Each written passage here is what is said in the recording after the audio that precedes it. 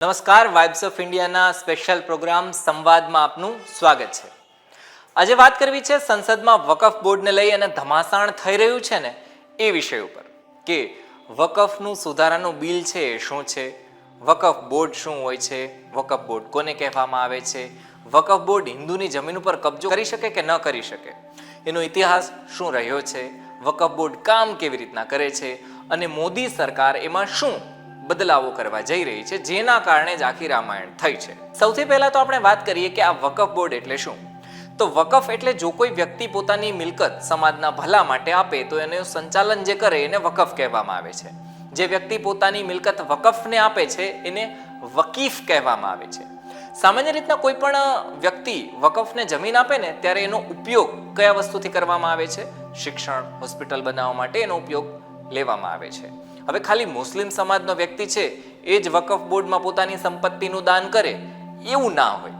હિન્દુ સમાજમાંથી કોઈ વ્યક્તિ છે એને એવું લાગે કે ભાઈ મારે વકફ બોર્ડમાં મિલકત આપવી છે જેથી હોસ્પિટલ કે શાળા વગેરે બને, તો હિન્દુ સમાજનો વ્યક્તિ પણ વકફ બોર્ડમાં મિલકત આપી શકે છે. એવું માનવામાં આવે છે કે વકફનો કોન્સેપ્ટ છે ને ઇસ્લામના પૈગંબર મોહમ્મદ સાહેબના સમયમાંથી બહાર આવ્યો હતો. કહેવામાં આવે છે કે પૈગંબર મોહમ્મદ સાહેબ છે એમની પાસે ખજૂરની બાગ હતી. હવે આ બાગમાંથી જે આવક થતી ને એનો ઉપયોગ ગરીબોના ભલા માટે, ગરીબને સહાય મળે એના માટે કરવામાં આવતો હતો. હવે આ મોડલથી જ વકફની શરૂઆત થઈ હોવાનું માનવામાં આવે છે. વર્ષ 1954માં આપણા ભારતમાં પહેલીવાર વકફ કાયદો ભારતમાં રજૂ કરવામાં આવ્યો હતો. વકફ કાયદા હેઠળ એક બોર્ડ હોય છે જે સરકારી સંસ્થાની જેમ જ કામ કરતું હોય છે અને જે વકીફ હોય ને એની સંપત્તિનું ધ્યાન રાખે છે. હવે અત્યારે મોદી સરકાર કેન્દ્ર લેવલે વકફ બોર્ડમાં 40 જેટલા બદલાવ કરવા જઈ રહી છે. એ માટે આપણે યાદ કરવું પડે કે 1964માં પહેલીવાર સેન્ટ્રલ વકફ કાઉન્સિલ બનાવવામાં આવી હતી. આ કાઉન્સિલ વકફની જેમ જ મિલકતની દેખરેખ વગેરે રાખતી હોય છે જેને વકફ બોર્ડ એવું કહેવામાં આવે છે. અત્યારે આપણે વાત કરીએ તો આપણા દેશમાં 32 જેટલા રાજ્ય સ્તરના વકફ બોર્ડ ચાલી રહ્યા છે. અમુક જગ્યાએ શિયા અને સુન્ની જે મુસ્લિમ સમાજના બે ભાગ હોય ને એના સાથે વકફ ચાલે છે, જ્યારે અમુક બિહાર જેવા રાજ્યો છે એમાં શિયા અને સુન્ની આ બંનેના અલગ અલગ વકફ ચાલતા હોય છે. સામાન્ય રીતના વકફ બોર્ડનું કામ કંઈક એવી રીતના હોય છે કે એક મોટી સરકારી સંસ્થા જેમ હોય છે એવી જ રીતના એક બોડી હોય છે જે જમીન ઉપર ટ્રાન્સફર વગેરે એ બધી વકીફ જે કરે એ બધાનું ધ્યાન રાખે છે. હવે આપણે ત્યાં ટ્રસ્ટ પાસે જેટલી તાકાત હોય ને એનાથી વધારે તાકાત વકફ બોર્ડ પાસે હોય છે. તમને સવાલ થશે કે આ વકફ બોર્ડ કેવી રીતના કામ કરે છે, તો મારે તમને કહેવું છે કે વકફની જે સેન્ટ્રલ બોડીની જો આપણે વાત કરીએ તો એમાં એક ચેરમેન હોય અને એક સેક્રેટરી હોય છે. આ સિવાય 8 સભ્યો હોય છે. હાલ વકફ બોર્ડની ચેરમેનની જો આપણે વાત કરીએ તો એ કિરણ રિજિજુ છે અને સેક્રેટરી SP સિંહ તેવટિયા છે. આ તમને જાણીને નવાઈ લાગશે કે વકફ બોર્ડની સેન્ટ્રલ કાઉન્સિલમાં સભ્યોની સંખ્યા જે 8 છે એ 8 ખાલી છે.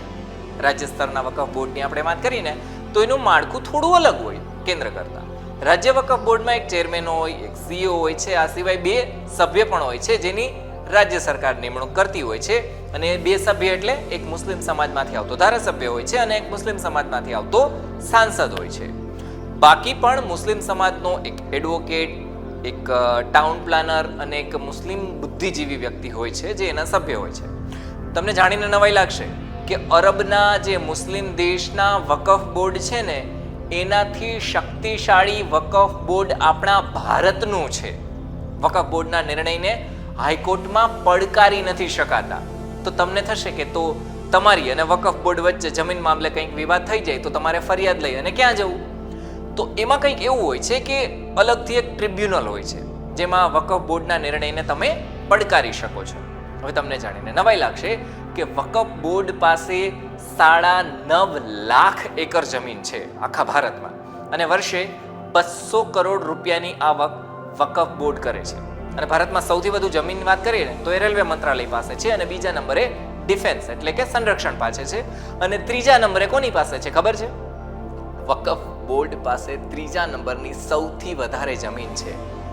હવે વાત આપણે કરીએ કે નરેન્દ્ર મોદી સરકાર છે વકફ બોર્ડમાં શું બદલાવો કરવા જઈ રહી છે, ઈચ્છી રહી છે અને 3 તલાક પછી નરેન્દ્ર મોદી સરકાર જે 40 જેટલા બદલાવો કરવા માંગે છે મુસ્લિમ સમાજના જે ચાલી રહ્યું છે એમાં, તો સૌથી પહેલો બદલાવ છે કે વકફ બોર્ડમાં 2 નોન મુસ્લિમ સભ્ય હોવા જોઈએ એવી વાત રાખવામાં આવી છે. બરાબર, હવે ફરજિયાત છે શું છે એ જોવાનું રહેશે. અત્યારની વાત કરીએ તો 8 જેટલા સભ્ય છે અને 8 ની કેન્દ્રમાં વકફ બોર્ડની જે જગ્યા છે એ ખાલી જ બોલી રહી છે. બીજી મહત્વની વાત એ છે કે મહિલાઓની ભાગીદારી જે છે વકફ બોર્ડમાં વધી શકે એના માટે નરેન્દ્ર મોદી સરકાર છે વકફ બોર્ડમાં ફેરફાર કરવા જઈ રહી છે. 2 નોન મુસ્લિમ સભ્ય સિવાય કેન્દ્રની વકફ બોર્ડમાં 2 મહિલા હોય એવો બદલાવ મોદી સરકાર કરવા ઈચ્છી રહી છે. આ સિવાય વોહરા અને આગાખાની માટે અલગથી વકફ બનાવવામાં આવે એવી મોદી સરકારની ટૂંકમાં રજૂઆત એવી છે. આપણે અગાઉ વાત કરીએ કે વકફ બોર્ડ છે ઇસ્લામિક દેશના વકફ કરતા સૌથી વધારે સત્તા ધરાવતી આપણી ભારતની છે. તો મોદી સરકાર વકફ બોર્ડમાં સરકારી નિયંત્રણ વધારવા પણ ઈચ્છી રહી છે. ટૂંકમાં જો કેન્દ્ર સરકાર હવે વકફ બોર્ડનું જે ઓડિટિંગ વગેરે છે ને એ કેગ એટલે કે કોમ્પ્ટ્રોલર and audit general of India કરે એવું કંઈક ઈચ્છી રહી છે. એટલે હવે વકફ બોર્ડ પાસે જેટલી જમીન છે ક્યાં ટ્રાન્સફર થઈ બધી જ માહિતી સરકાર પાસે રહેવાની છે. જો આ બિલ આવી જાય તો, અને જો આ બિલ નરેન્દ્ર મોદી સરકાર પસાર કરાવી દેશે ને તો જિલ્લાઓની મેજિસ્ટ્રેટ વકફ બોર્ડની આવક અને મિલકત પર નજર રાખી શકાશે. અત્યારે એવું છે કે વકફ બોર્ડનો નિર્ણય છે ને આ હાઈકોર્ટમાં પડકારી ન શકાય. જો આ બિલ પસાર થઈ જશે તો ટ્રિબ્યુનલનો જે કોઈ પણ નિર્ણય આવે એ 90 દિવસમાં હાઈકોર્ટમાં પડકારી શકાશે. ટૂંકમાં ખાલી હાઈકોર્ટ જ નહીં, રેવન્યુ કોર્ટ, સિવિલ કોર્ટ અથવા તો હાઈકોર્ટ આ બધી જગ્યાએ વકફ બોર્ડના નિર્ણયને તમે પડકારી શકશો. અત્યારે એવું છે કે વકફ બોર્ડ માની લો કે મારી જમીન પર એવું કે આ વકફ બોર્ડની જમીન છે તો મારે સાબિત કરવા માટે મારી જાતને દોડાવવી પડે, મારે જ દોડવું પડે, સાબિત કરવું પડે કે ખરેખર આ મારી જ જમીન છે. તો મોદી સરકાર આમાં બદલાવ કંઈક એવી રીતના કરવા જઈ રહી છે જેમાં મારી જે સમસ્યા છે જે મારે જ દોડવું પડી રહ્યું છે એમાં કંઈક અંત આવશે એવું કંઈક કરી રહી છે. અત્યારે એવું છે કે જો કોઈ જગ્યાનો ઉપયોગ ઇસ્લામિક હેતુ માટે કરવામાં આવતો હોય, કોઈ જગ્યા મસ્જિદ હોય કે જે કંઈ પણ હોય, એ જમીન છે એ ઓટોમેટિક વકફ બોર્ડની થઈ જાય છે. પણ જો મોદી સરકાર વાળું બિલ સંસદમાં આવી જાય તો વકફને દાનમાં આપેલી જમીન જ વકફની ગણવામાં આવશે. અને બાકી ઘણા બધા કોમ્પ્લેક્સ ઇસ્યુઝ છે એ મામલે પણ અત્યારે વિચારણા વગેરે કરવામાં આવી રહી છે. તો હતી આખી માહિતી. હવે સંસદમાં જો આ બિલ મામલે ધમાસાણ થઈ રહી છે તો આગળ હવે શું થશે એ જોવાનું રહેશે. કારણ કે બિલના કારણે જો કૃષિ બિલની આપણે વાત કરીએ તો ખેડૂતોને પૂછ્યા વગર લાવ્યા હતા અને વિરોધ થયો હતો. તો હવે આના કારણે પણ વિરોધ થશે કે નહીં જોવાનું રહેશે. કારણ કે વિપક્ષની માંગ એવી રીતના છે, વાત એવી રીતના છે કે મોદી સરકારે પૂછ્યું નથી મુસ્લિમ સમાજને આ લાવવા પહેલા. સામેની બાજુ બિલની વિચારણાની વાત કરીએ તો એ વિચારણા માટે મોકલી દેવામાં આવ્યું છે. એટલે હાલ પૂરતી તો આ બિલના વિષયમાં શાંતિ છે કારણ કે વિચારણામાં છે. પણ તમને જણાવી દઈએ કે નરેન્દ્ર મોદી 2.0 સરકાર હતી અને એમાં બહુમતી હતી મોદી સરકાર પાસે, એવું અત્યારે નથી. નરેન્દ્ર મોદીની એનડીએ 3.0 સરકાર છે, નીતિશ અને નાયડુ આ બંને ઉપર ટકેલી છે. એમના સમર્થનમાં એનડીએ સરકાર જે છે એમાં ઘણા બધા લોકો એવા છે, ઘણી બધી જે સ્થાનિક રાજનીતિ એવી છે જેમાં મુસ્લિમ સમાજની બહુ મોટો છે ભાગ ભજવે છે. હવે ભાજપની હિન્દુવાળી રાજનીતિની જેમ સ્થાનિક પક્ષોની રાજનીતિ એ થોડી અલગ રીતના કામ કરે છે. બરાબર, મોદી સરકાર ભલે હિન્દુને કેન્દ્રમાં લઈ અને ચાલી રહી છે પણ રાજ્ય સ્તરનું બધું અલગ હોય, એમને બધાને સાથે લઈ અને ચાલવા પડે.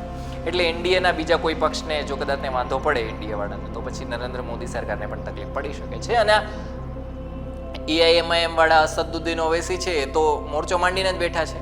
હવે સામેની બાજુ અખિલેશની વાત કરીએ તો એ પણ પક્ષ રાખી રહ્યા છે કે મુસ્લિમમાં તો નોન મુસ્લિમને બેસાડવા માંગો છો તો પછી હિન્દુના ટ્રસ્ટમાં તમે મુસ્લિમને એન્ટ્રી મળાવવા માટે કેમ માગ નથી કરી રહ્યા. ખેર આ રાજનીતિવાળો વિષય છે, આપણે એમાં નથી પડવું. પણ આપણું કામ છે માહિતી મેળવવાનું. વોટ્સએપની માહિતી કોઈ પણ તમારી પાસે આવે એનાથી પરે આ માહિતી મેળવવી બહુ જરૂરી છે. કારણ કે કોઈ તમને વોટ્સએપનું જ્ઞાન પીરસી જાય એના કરતાં બચવું એ સારું. તમારી પાસે આ માહિતી હશે તો પછી તમે એને સમજાવી દેશો અને કહી શકશો એ ભાઈ ઊભો રહે, એમ નથી આમ છે. માહિતી કેવી લાગી એમને કમેન્ટમાં લખીને જણાવો. ધન્યવાદ.